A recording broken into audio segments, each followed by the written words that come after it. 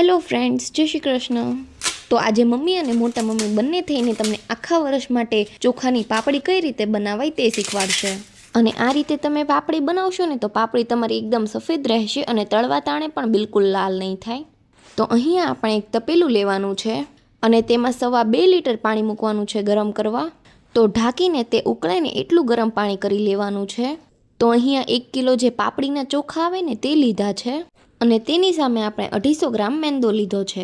તો અહીંયા માપ આપણે 1 કિલો ચોખાનો લોટ અને 250 ગ્રામ મેંદો લેવાનો છે. અને હવે આપણે બંને લોટને ચાળી અને મિક્સ કરી લેવાના છે. તો આપણા બંને લોટ ચડાઈ અને મિક્સ થઈ ગયા છે. અને આ બાજુ આપણું પાણી પણ ઉકળી ગયું છે. તો આ રીતનું એકદમ બબલ્સ આવે ને એ રીતનું ગરમ કરી લેવાનું.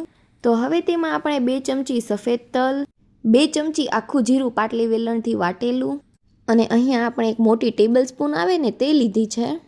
તો 1 ચમચી આપણે મીઠું નાખવાનું છે અને આપણે જે રેગ્યુલર ઘરમાં ચમચી યુઝ કરતા હોય તે 2 ચમચી થશે. અને તમારી પાસે ટેબલ સ્પૂન ન હોય ને તો 2 ચમચી મીઠું ઉમેરી દેવું.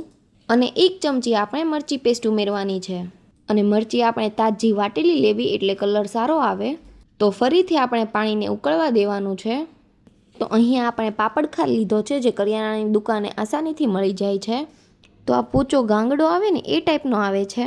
તો પાપડ ખાર પણ આપણે 1 ટેબલ સ્પૂન લેવાનો છે. અને ચમચીથી માપો તો રેગ્યુલર જે ઘરમાં ચમચી યુઝ કરતા હોય તે 2 ચમચી લેવો. તો અહીંયા તમારે 2 ચમચી મીઠું અને 2 ચમચી પાપડ ખાર નાખવાનો. પણ પાપડ ખાર આપણે પહેલાં નથી નાખવાનો. તો હવે તમે જોઈ શકો છો કે પાણી આપણું એકદમ સરસ ઉકળી ગયું છે. તો પાણી આ રીતનું ચોળું મારે ને એ રીતનું રાખવાનું. અને પછી તેમાં આપણે પાપડ ખાર ઉમેરવાનો છે. અને પાપડ ખાર ઉમેરીને ઝાઝી વાર નથી રહેવા દેવાનું. અને બાજુના ગેસ પર પણ પાણી ગરમ કરવા મૂકી દીધું છે. અને એ પાણી તમારે એક્સ્ટ્રા અડધા લીટર જેટલું ગરમ કરી જ લેવાનું.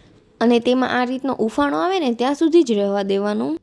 તો સોડા નાખ્યા પછી ઉભરો આવે ને એવું ઉકળવા દેવાનું. અને આ રીતે 2 વાર ઉભરો આવી જાય ને એટલે પછી ગેસ બંધ કરી દેવાનો. તો તપેલાને તમારે આખું નહીં ઢાંકી દેવાનું, અડધું જ ઢાંકવાનું.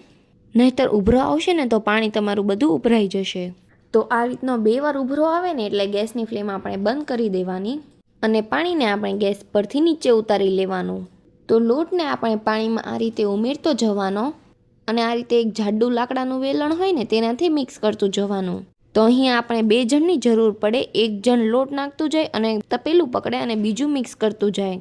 તો અહીંયા ખીચું આપણું કઠણ છે ને તો સાઈડમાં જે પાણી ગરમ કરીને રાખ્યું છે ને તે બધું જ ઉમેરી દેવાનું છે. તમારે જરૂર પ્રમાણે ઉમેરવું.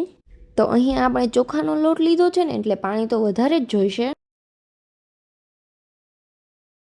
તો અહીંયા તમે જોઈ શકો છો કે આપણે ખીચું બહુ ઢીલું પણ નથી કરવાનું અને બહુ કઠણ પણ નથી રાખવાનું. તો હાથે ન ચોટે ને એ રીતનું ખીચું રાખવું.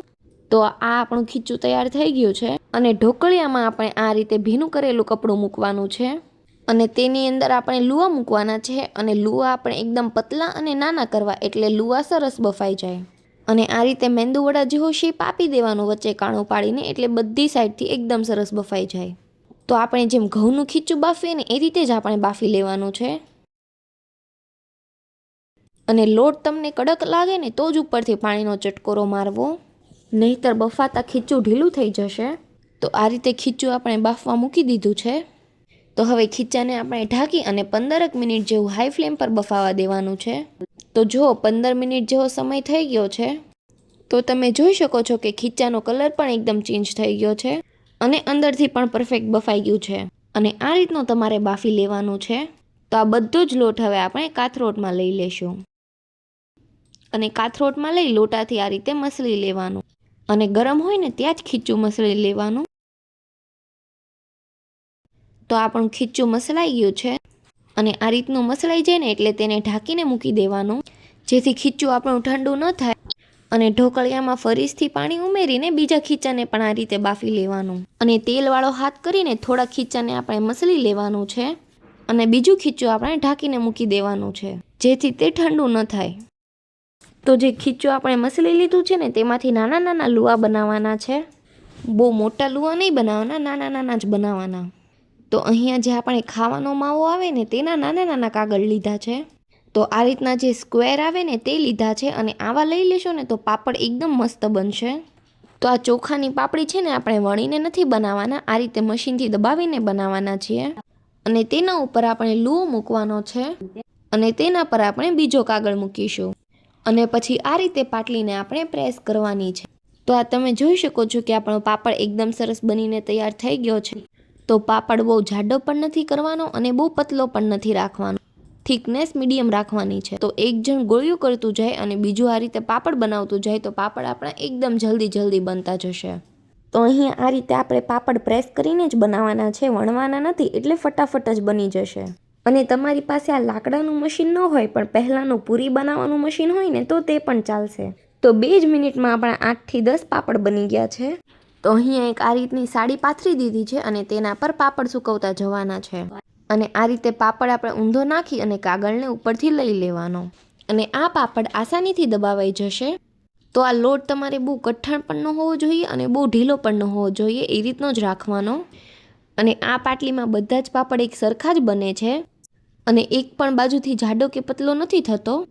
તો તમારે આ રીતના જ બધા પાપડ બનાવી લેવાના અને ખીચું તમારે ઠંડુ નહીં થવા દેવાનું અને ગરમ હોય ત્યારે જ પાપડ બનાવી લેવાના, એટલે પાપડ તમારા બહુ જ સરસ બનશે. તો તમે જોઈ શકો છો કે અડધી કલાકમાં જ કેટલા બધા પાપડ બનાવીને તૈયાર કરી લીધા છે. તો અહીંયા બધા જ પાપડ આપણા તૈયાર થઈ ગયા છે અને તે થોડા ઘણા સુકાઈ જાય ને પછી ફેરવી લેવાના. અને કલાક પછી તમે જોઈ શકો છો કે પાપડ આપણા આ રીતે વળવા લાગ્યા છે અને પાપડને પછી ફેરવો ને તો પણ ચાલે. તો પાપડ આખો દિવસ રહ્યા ને તો બીજા દિવસે આ રીતના સુકાઈ ગયા છે. તો હવે બધા જ પાપડને આપણે ભેગા કરી લેવાના અને તેને આપણે તડકામાં સૂકવી દેવાના. અને પાપડને તડકામાં સૂકવી લીધા છે અને તમે જોઈ શકો છો કે એકદમ કડકડિયા થઈ ગયા છે. તો આપણે આખા વર્ષ માટે સ્ટોર કરીએ છીએ ને એટલે તેને તડકે સુકાવા દેવાના, એકદમ ક્રિસ્પી થઈ જાય ને ત્યાં સુધી. તો અત્યારે તમને એમાંથી 2 થી 3 પાપડ તળીને બતાવું છું. તો તેલને આપણે ફૂલ ગરમ કરી લેવાનું છે અને પાપડ આપણે તેલમાં નાખીએ ને એટલે ત્યાં જ ફૂલવા લાગશે. તો તમે જોઈ શકો છો કે પાપડ આપણો એકદમ નાનો હતો પણ અત્યારે ફૂલીને મોટો થઈ ગયો છે અને પાપડ આપણો એકદમ સફેદ જ રહેશે, બિલકુલ લાલ નથી થતો અને ખાવામાં પણ એકદમ પોચા રૂ જેવા જ બન્યા છે. અને મહેમાન આવે ત્યારે ફૂલ ડીશમાં તમે આ રીતની પાપડી રાખો ને તો તે પણ બહુ જ સરસ લાગે છે. અને આ રીતે નાના પાપડ બનાવશો ને તો સ્ટોર કરવામાં પણ બહુ ઇઝી રહેશે, કેમ કે નાનો ડબ્બો હશે ને તો પણ બધા પાપડ સમાઈ જશે. કેમ કે મોટા પાપડ હોય ને તો વધારે ન સમાય અને નાના હોય ને તો એક ડબ્બામાં વધારે સમાઈ જાય. તો તમે જોઈ શકો છો કે પાપડ આપણો બિલકુલ લાલ નથી થયો અને પાપડ ભાંગીએ ને તો આ રીતે એકદમ ક્રિસ્પી છે. અને તમે આ વર્ષે આ રીતે ચોખાની પાપડી એકવાર જરૂરથી ટ્રાય કરજો, તમને બહુ જ ભાવશે. અને જો તમને આ પાપડીની રેસીપી ગમે તો વિડીયોને લાઇક કરજો, શેર કરજો અને અમારી ચેનલને સબસ્ક્રાઈબ કરી દેજો. અને અમને કોમેન્ટમાં જરૂરથી જણાવજો કે તમને આ રેસીપી કેવી લાગી. Thanks for watching.